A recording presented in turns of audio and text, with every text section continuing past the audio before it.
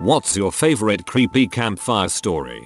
Gosh, let's see if I can recall it correctly. There was a body of a fairly large person, once found in the woods. They were quickly killed, and there was nothing extremely off about the scene, except he had half of his pointer, ring, and pinky finger all missing from his left hand. No one could find the missing fingers, and they never found any clues. A few weeks later, another body was found. Another man who was a bit smaller than the previous guy. Same situation. Quickly killed, and 3 fingers missing all from the left hand, and still no clues. A few more weeks went by, and this time it was a woman who was found. Smaller than the second guy found. Same fingers missing from the same hand. This went on for a while, with the victims getting smaller and smaller, until it was kids' bodies being found. One teenager's body though, only had the ring finger and pinky finger removed. The police found a fingerprint at this crime scene, and they found it matched the prints from a theft record from the previous victim. The guy telling the story then told the kids that the killer was searching to replace his fingers, and so far, he had yet to see if the fingers of children their age would fit. He then took off his glove, showing he had a scarred pointer finger and was missing half his ring and pinky finger, and then lunged at the kids while screaming. He later told the kids he lost the 2 in a work accident, and doctors were able to save his very mangled pointer finger. He told this story every year at camp. This is amazingly well done. Both your storytelling and the digitally impaired man's commitment. I worked as a camp counselor for a few summers and had a great signature ghost story. I don't really remember too many of the details, but the gist was there was some ghost who would kill you unless you gave him 2 of your teeth and told him 2 other names of people to kill. It was a fine story, but the real kicker came at the end of the night, when all my baby teeth had been replaced with adult teeth. 2 of them never came in and were missing. For a few years I had a retainer with 2 fake teeth to fill the gaps. Before sending the kids off to bed I would pop the retainer out in secret and give them a big old toothy smile. Scared the absolute bejesus out of the little buggers every time. That's amazing. The best campfire stories are the unique ones that can only be told because of a special prop like that.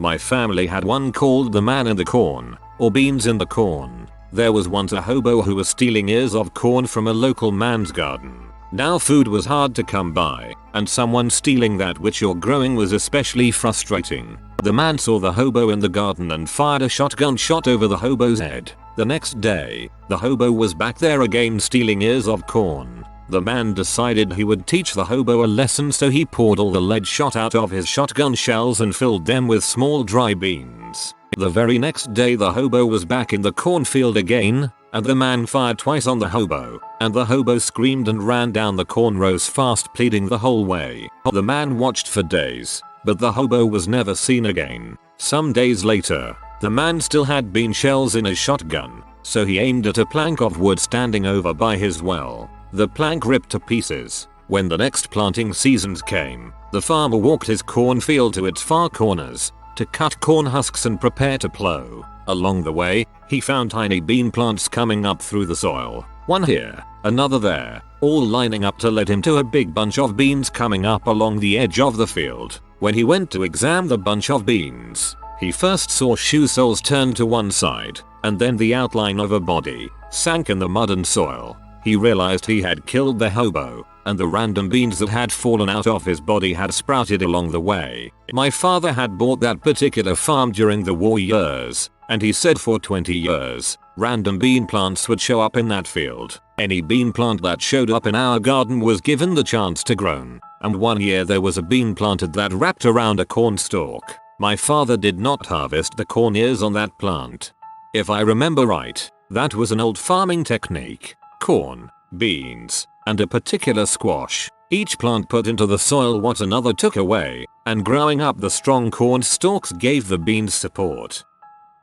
There was a Brit who was driving through Ireland as the weather got progressively worse and day soon turned to night. He suddenly realized that he was on the wrong road, but there was nowhere to turn around, so he pressed on, barely able to see the road through the rain. Without warning, his car just died. No battery, no engine. He assumed water must have shorted something and he'd best start walking. He was soaking wet in 100 yards, but he continued walking. An hour later, He heard a noise behind him and turned to see a car coming very slowly up the road behind him. Its lights very dim. As it reaches him, he reaches out through the torrential rain and opens the back door and jumps in. Shocked, he is the only person in the car. There is no one driving and no other passengers. He freezes with fear as the car slowly continues up the road through the pouring rain.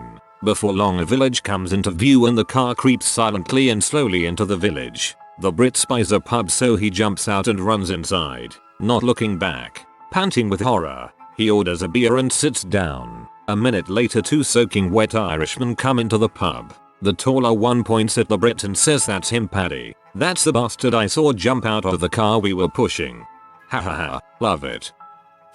The Golden Arm, or at least the version my mom tells. A fellow is looking to be married to one of the rich merchant's daughters to gain the fortune that would come with her. Fortunately, the merchant had an unmarried daughter still, so the fellow begins to court her. The first thing he noticed is that she had a solid gold right arm. She apparently lost it in a childhood accident and her father had a golden arm forged for her. Seeing this as a sign of extreme wealth, he continued with courting her, making her believe he truly loved her and not for her father's money. In turn, she fell deeply in love with him. They get married and the fellow is given his riches along with part of the merchant business his now father-in-law owned, thus giving him more money. However, he soon realized his wife was now of no real use, so he ignored her, gave her gifts and had dinner with her, but the love he said he felt had disappeared. Angry and heartbroken, the daughter accused him of marrying her for her money, in which he boldly states, of course. She was furious, screaming about going to tell her father what a scoundrel he truly was and their riches would be stripped away along with his job.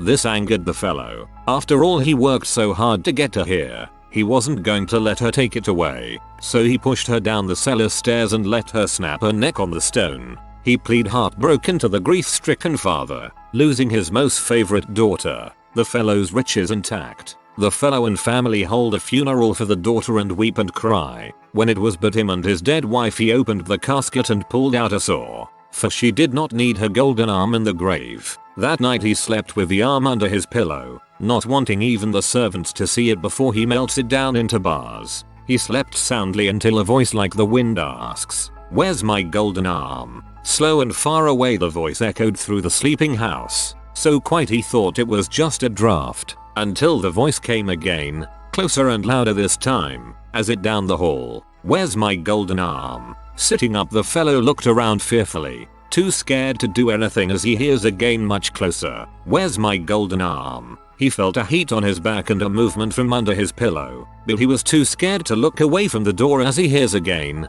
just outside the frame, the wail of, "Where's my golden arm?" It felt like heck fire on his back as he felt the hot metal of the hand on his back, seemingly crawling on its own as he watches the doorknob turn. The maid found his body that morning, face frozen in horror and hair a bright white, hands still clutching the sheets around his body. But the strangest thing was that his dead wife's golden arm was on his chest, hand wrapped tightly around his throat. Sorry this is long, but this is the first time I've written this story out. It's always been verbally told. Excellent retelling, brings back memories. So a story I always tell around a campfire that I think is quite spooky is the legend of El Silban, the whistling ghost. It's a Venezuelan folktale, but I have a tradition of telling it. Anyway, the legend goes that on cold dark nights in remote places, especially in South America, a whistle can be heard coming down the road. At first it will seem loud, like it's right next to you, but as time passes it begins to fade and get more and more quiet until it's almost gone. The trick is as El Silban's whistle gets louder, he's further away, and when he's right next to you the whistle is very faint and sounds like it's far away. Once El Silban is at your doorstep, he will sit down and begin to count the skulls of his victims, and you have to listen to him count every single skull, or one of your family members will die soon after and become one of his skulls. El Silban is said to dress like a farmer with a large straw hat, torn clothes, ghostly aura and a pale dead face. It's not that scary, but it's interesting. I've posted this before. One year, a group of us went camping in Kearney, Ontario, where we always go camping. Whenever we go, we always form our tents in a big circle, with the fire pit in the middle of us. We've been drinking, smoking a few joints, and a few of us were tripping balls on shrooms. The first night we were there, this guy randomly walks into our circle, introduces himself, I can't remember the name he gave, that he was in the military and decided to take some vacation to camp out a bit. He asked if he could join our fire, as it was getting late and he didn't buy any firewood.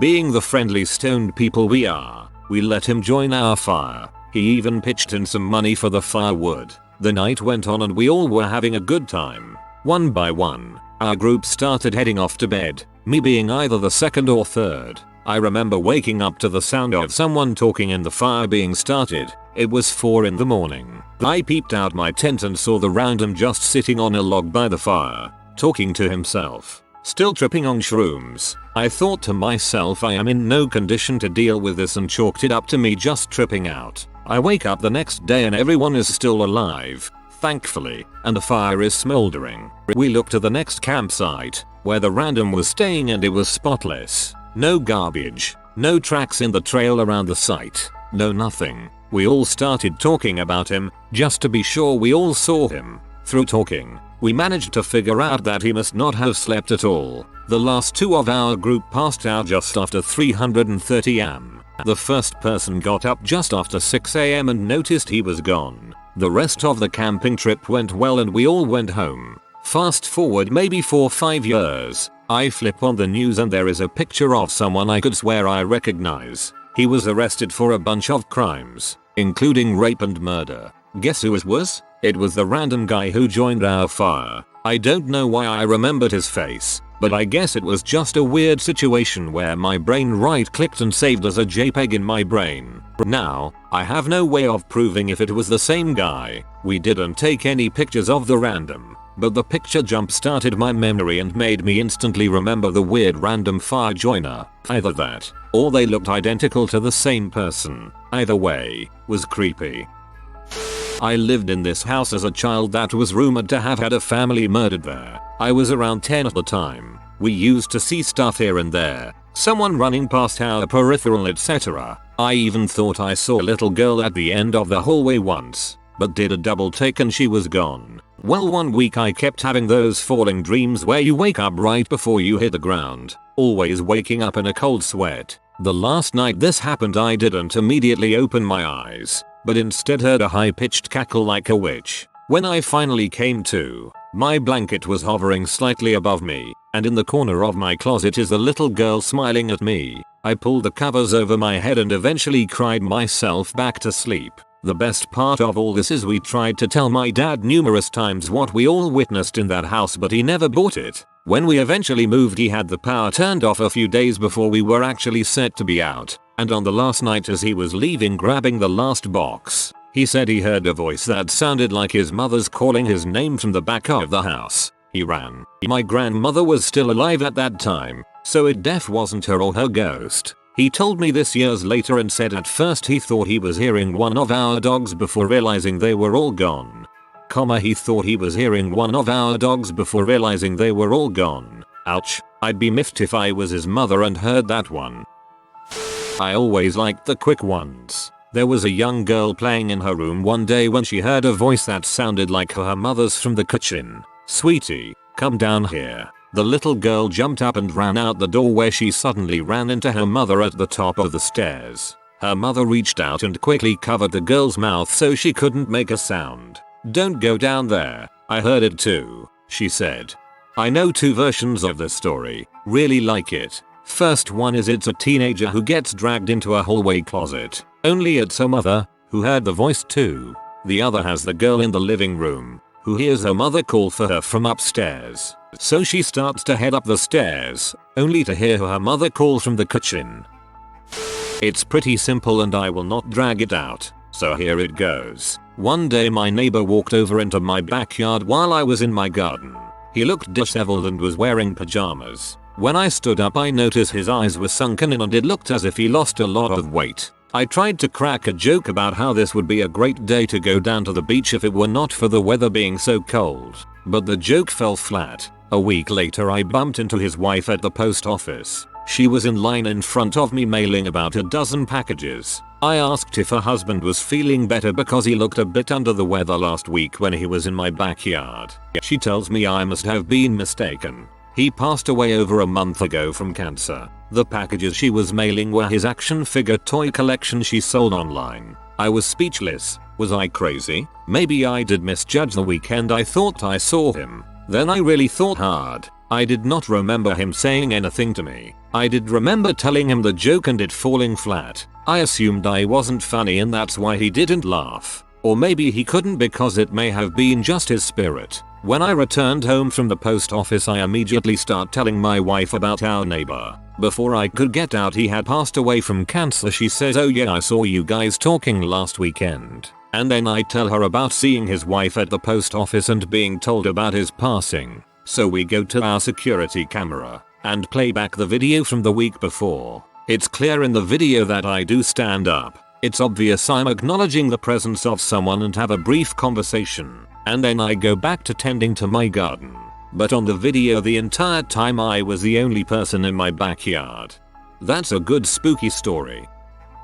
The lore of my cottage that my great uncle watches over it. Mostly because I saw an apparition of a man at 2-3 in the morning when I was a young kid. When I went to use the bathroom, rocking chairs would move by themselves. I once heard an unknown man speaking in my room at my cottage. But the only males at the time were my brother and I and my cousin. Except my brother and I were young kids. My cousin had just started puberty. And this sounded like an older man who smoked a lot. And a few years ago when another cousin was staying there, she saw an apparition of a man sitting at a computer chair in her room. The same room I stayed in as a kid. It's both creepy but assuring having someone watching over us. Typical Filipino stories. Almost all schools are Catholic schools in my country and they're either built over a cemetery and or used to be a barracks hospital during World War II. Maria Labo. Though I think this one is just from our island, but I do remember reading about it in a national horror magazine, so it must have spread. Poor woman goes to London to work as a caregiver. She comes back as an aswang ghoul. Cooks up her children. Her husband finds out and slices her face with a labo or machete. Now she roams the countryside searching for her next meal. This caused so much panic in my town that the radio station had to issue a statement that it was just a folk tale. Tiyanak. If you're out hiking in the woods during dusk or night and you hear a baby crying, do not help it, just run away. It will eat you. Oh frick yeah, finally, a baby gonna eat me. My vor fantasy has been blessed. I don't really know of a name for this, but besides the ones you hear in elementary school like Black Box and the one with the girl and the dog, this is the one I know the best that's actually scary. A group of hikers were wandering through the woods looking for a place to stay at night when they came across a small cabin. They all decide to stay the night inside, seeing as there was no one there. Inside, the cabin is decorated with paintings of what seemed to be members of the family that used to own the cabin. The hikers spend the night looking at the paintings and making fun of how wonky they looked. In the morning, one wakes up to see the cabin full of morning light and looks around. The paintings are gone. In their place, windows. I think I've heard this before somewhere, but I don't remember where. Late at night, two doctors are finishing their shift at the hospital. As they get in the elevator, an elderly woman in patient's gown waves at them to wait, but the older doctor lets the door close. "Why didn't you wait for her?" asks the other doctor. "Didn't you see her bluid bracelet? That's a morgue tag." The short ones are the ones that get me. The Dark Watchers. Specific to Pico Blanco Scout Reservation. They were the shadows that watch you. Best part was when scouts had to walk back to camp terrified of what was behind the trees. There were a couple that were, as far as I know, unique to the church camp. Camp Gala Maxon. I went to as a kid, though I admit it's possible some of our stories were ubiquitous ones just adapted to the place. I don't really know. One of them, though, I do have first-hand knowledge about. It's the story of Sydney. The camp was established on an old piece of property that has been a lot of different things over the years. Back during the war, it was a girls' boarding school. One girl who was there was deeply in love with a boy who had gone off to fight. They exchanged letters constantly, until one day the letters stopped coming. Few weeks later, she gets word that her beloved was killed in action. She was so distraught that she hanged herself in her dorm room. There's still a plaque by the door of the room in her memory. Now, I know for a fact that room is haunted. I stayed in that room one year when I worked for the camp. One night after lights out, the fan came on by itself. It started spinning faster and faster until it started wobbling really hard, acting like it's about to fall off. I knew the stories, so I shouted, "Stop it, Sydney, I'm a friend." Fan immediately stopped, not just slowed down and came to an eventual stop. It's like someone grabbed the fan blades and stopped it. That sounds scary even if you don't believe in ghosts.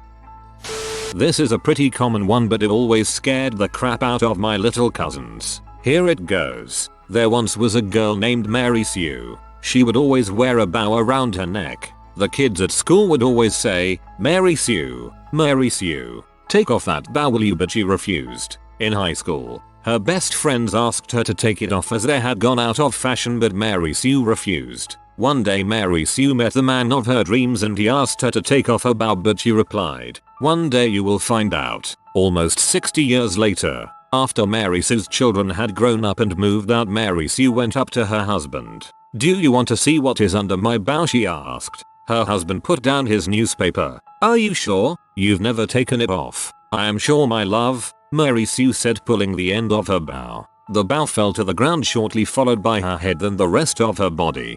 I've always loved this one as a kid. We have old one here in Sa, a farmer, while on his way home, is caught in a terrible thunderstorm with his horse. Completely lost, he realizes he will either freeze to death or get struck by lightning if he doesn't find a place to stay. Through the storm, he comes across a small homestead, the yellow candlelight visible through the sheets of rain. Lightning flashes brightly, thunder barely a breath later, and he leads his terrified horse to the small house. Tying the petrified animal to the fence, he knocks on the door and an old lady opens it with a smile. She ushers him in and he finds her husband smoking a pipe. He is seated at the kitchen table, and the wife quickly boils the kettle and gives him a bowl of hot soup and a cup of coffee. The farmer tells the old couple his story, and they are happy to serve as his sanctuary against the storm. Outside, the lightning flashes again, followed with a bout of thunder, and the old man smiles when jumps, offering him a bit of tobacco for his pipe to calm his nerves. The farmer accepts gratefully. The next bolt slams close, ripping through the ground, almost deafening him completely. He jumps up with a cry, startled out of his wits, only to find himself standing in the dark and cold, soaked wet by the rain, with no sign of the couple, broken stones littered around him, and his horse tied to a tree branch. Without thinking, he jumps on his spooked horse and gallops as fast as he can away from the place. He would reach a town sometime during the night, at a tavern. After sharing his story, the folks tell him of the small cottage nearby which had been struck by lightning a long time ago, and of the couple that was killed in the fire. This is somewhat wholesome. If you are new to the channel, you can subscribe. I publish new videos every day. Until then, check another video.